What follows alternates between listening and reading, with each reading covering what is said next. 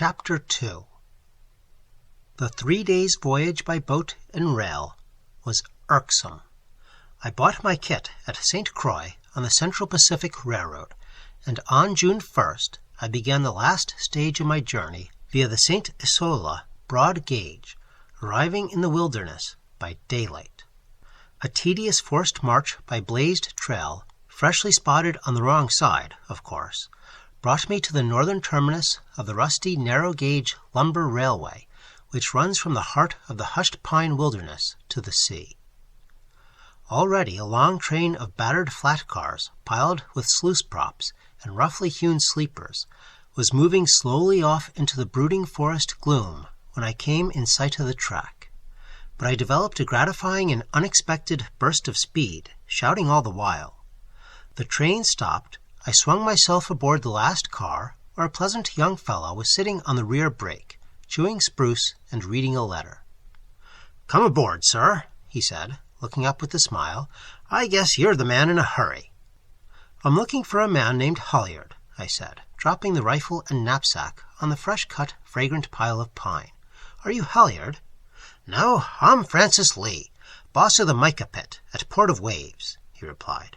"But this letter is from Holliard, asking me to look out for a man in a hurry from Bronx Park, New York." "I'm that man," said I, filling my pipe and offering him a share of the weed of peace, and we sat side by side, smoking very amiably, until a signal from the locomotive sent him forward, and I was left alone, lounging at ease, head pillowed on both arms, watching the blue sky flying through the branches overhead. Long before we came in sight of the ocean, I smelled it. The fresh salt aroma stole into my senses, drowsy with the heated odor of pine and hemlock, and I sat up, peering ahead into the dusky sea of pines. Fresher and fresher came the wind from the sea, in puffs, in mild, sweet breezes, in steady, freshening currents, blowing the feathery crowns of the pines, setting the balsam's blue tufts rocking. Lee wandered back over the long line of flats, balancing himself nonchalantly as the cars swung around a sharp curve, where water dripped from a newly propped sluice that suddenly emerged from the depths of the forest to run parallel to the railroad track. "Built it this spring," he said, surveying his handiwork, which seemed to undulate as the cars swept past. "It runs to the cove, or ought to." He stopped abruptly, with a thoughtful glance at me. "So you're going over to Holliard's," he continued, as though answering a question asked by himself. I nodded. "You've never been there, of course?" "No," I said, "and I'm not likely to go again." I would have told him why I was going, if I had not already begun to feel ashamed of my idiotic errand. "I guess you're going to look at those birds of his," continued Lee placidly. "I guess I am," I said sulkily, glancing askance to see whether he was smiling. But he only asked me, quite seriously, whether a great auk was really a very rare bird, and I told him that the last one ever seen had been found dead off Labrador in January 1870. Then I asked him whether these birds of Holliard's were really great auks, and he replied, somewhat indifferently, that he supposed they were. At least, nobody had ever seen such birds before near Port of Waves. "There's something else," he said, a pine sliver running through his pipe stem. "Something that interests us all here more than auks, big or little. I suppose I might as well speak of it, as you are bound to hear about it sooner or later." He hesitated, and I could see that he was embarrassed, searching for the exact words to convey his meaning. "If," said I, "you have anything in this region more important to science than the great auk, I should be very glad to know about it." Perhaps there was the faintest tinge of sarcasm in my voice, for he shot a sharp glance at me and then turned slightly. After a moment, however, he put his pipe into his pocket, laid hold of the brake with both hands, vaulted to his perch loft, and glanced down at me. "Did you ever hear of the harbour master?" he asked maliciously. "Which harbour master?" I inquired. "You'll know before long," he observed, with a satisfied glance into perspective.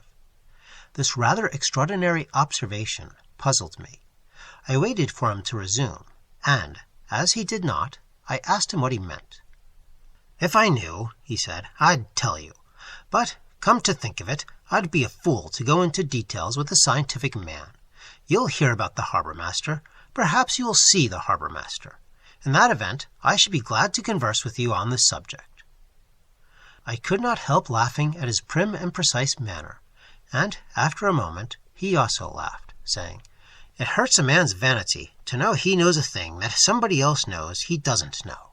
I'm damned if I say another word about the harbour master until you've been to Halyards."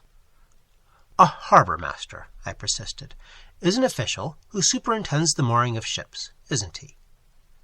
But he refused to be tempted into conversation, and we lounged silently on the lumber until a long, thin whistle from the locomotive and the rush of stinging salt wind brought us to our feet. Through the trees I could see the bluish-black ocean, stretching out beyond black headlands to meet the clouds. A great wind was roaring among the trees as the train slowly came to a standstill on the edge of the primeval forest. Lee jumped to the ground and aided me with my rifle and pack, and then the train began to back away along a curved side track, which, Lee said, led to the mica pit and company stores. "Now what will you do?" he asked pleasantly. "I can give you a good dinner and a decent bed tonight if you like, and I'm sure Mrs. Lee would be very glad to have you stop with us as long as you choose." I thanked him, but said that I was anxious to reach Halyards before dark, and he very kindly led me along the cliffs and pointed out the path. "This man Halyard," he said, "is an invalid. He lives at a cove called Black Harbour, and all his truck goes through to him over the company road. We receive it here and send a pack mule through once a month. I've met him. He's a bad-tempered hypochondriac, a cynic at heart, and a man whose word is never doubted. If he says he has a great auk, you may be satisfied he has." My heart was beating with excitement at the prospect. I looked out across the wooded headlands and tangled stretches of dune and hollow, trying to realize what it might mean to me, to Professor Farrago, to the world, if I should lead back to New York a live auk. "He's a crank," said Lee. "Frankly, I don't like him. If you find it unpleasant there, come back to us." "Does Halyard live alone?" I asked.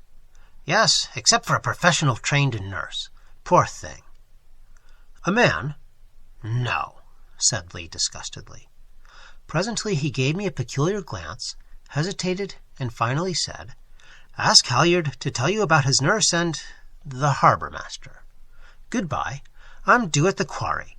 Come and stay with us whenever you care to. You will find a welcome at Port of Waves." We shook hands and parted on the cliff, he turning back into the forest along the railway, I starting northward, pack slung, rifle over my shoulder. Once I met a group of quarrymen, faces burned brick red, scarred hands swinging as they walked. And as I passed them with a nod, turning, I saw that they also had turned to look after me, and I caught a word or two of their conversation whirled back to me on the sea wind. They were speaking of the harbour master.